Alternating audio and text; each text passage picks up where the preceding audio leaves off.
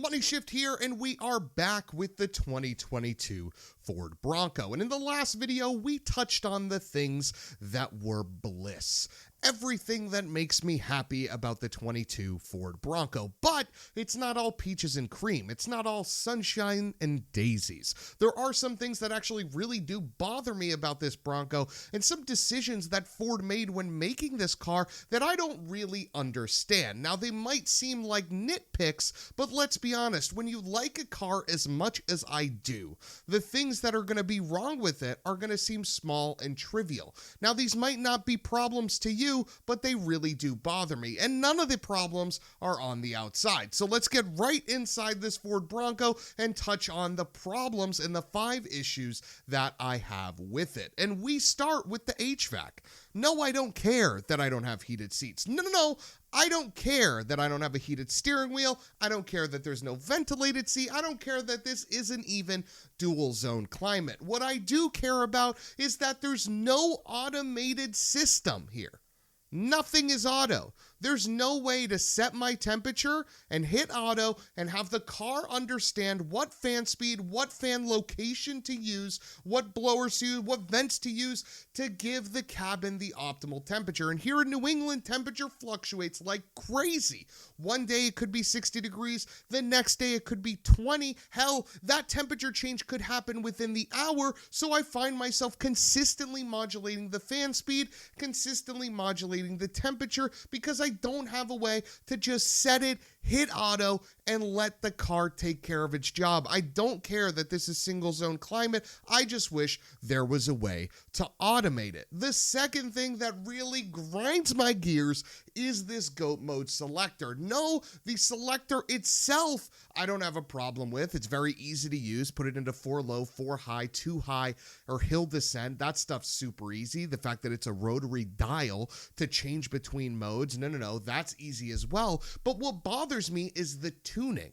If I want to select anything other than normal, I have to turn this rotary dial a specific direction, or else this car will not register that I am trying to change the mode. I have to turn it to the left, and that is the only way to cycle from normal to eco to sport to slippery to sand. And then once I get to sand, I have to change direction of the rotary dial to go back to normal. I can't just keep going. It's not a circle that keeps going. For some reason, Ford programmed this to stop and start at one point, even though the dial itself is a circle. It blows my mind. I don't understand why that's a thing. Just like I don't understand how they placed the window switches and the mirror switches where they did. No, guys, I'm not stupid, okay? I know that a Ford Bronco, like a Jeep Wrangler, is a vehicle that you take the doors off. So it makes sense that you don't have the window switches on the doors, because when those come off, right, like,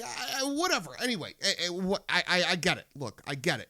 But what I don't get is why they are where they are. The passenger one should be on the passenger side, the driver one should be on the driver's side, and the mirror controls should also be on the driver's side. I've had passengers come into my car and adjust my right mirror thinking they were putting their window down multiple times. That's crazy. There's no reason why that mirror switch should be on the right side. That is a piece that should be right here on the left, and the window switches should be separate in their areas. The passenger should have a clear place for theirs, and the driver should have a clear place for theirs. There's no reason why this should look like a driver's side window switch in the center. It should be split out. I know that sounds small and that sounds annoying, but it's frustrating. Just like there's no grab handles. There's no grab handles in the roof of this car, making getting in the back of a 2-door Bronco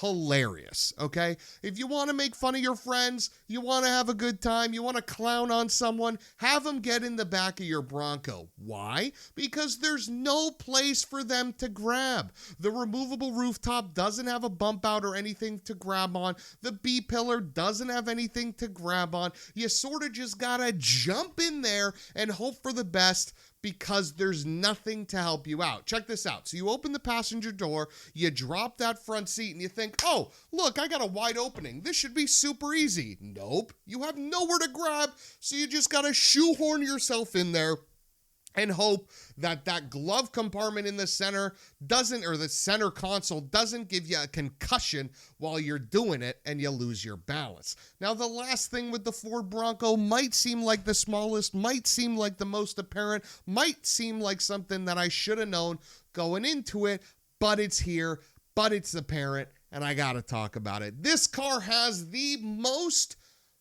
vague, the most on-center play that I've ever experienced, and I've driven 1500s, 2500s, 3500s, all that jazz. There is so much play to the center of this steering wheel, it's ridiculous. Now, I understand why Ford does it, okay? This is a higher riding vehicle, so on the highway, if that steering wheel made minute changes to the front wheels, then the fact that this car gets blown around would feel even more apparent, okay? That's not lost on me. I understand that. But when you're driving around town like we're driving now, look how much input I need to give to this steering wheel to do things that in other vehicles would not require nearly as much steering input. Now, okay, before I end this video in a couple seconds, I gotta remind you guys, I absolutely love this car. Okay, Ford created a vehicle in this 2021 Plus Bronco that has all the looks, all the style of the old Bronco. You can get it with a 2.3-liter turbocharged engine and a manual transmission. You can get this thing in 2-door or 4-door. Hell, they even made a Raptor version. They not only brought the Bronco back, but they did it justice and they did it correctly. But these 5 things that I've listed out in this video blow my mind sometimes. The window switches, the lack of grab handles, these are small things that Ford can adjust in a facelift model that would just improve the quality of life for Bronco owners so much. I'm Thanasi. This is Money Shift. We'll see you on the next one. Goodbye.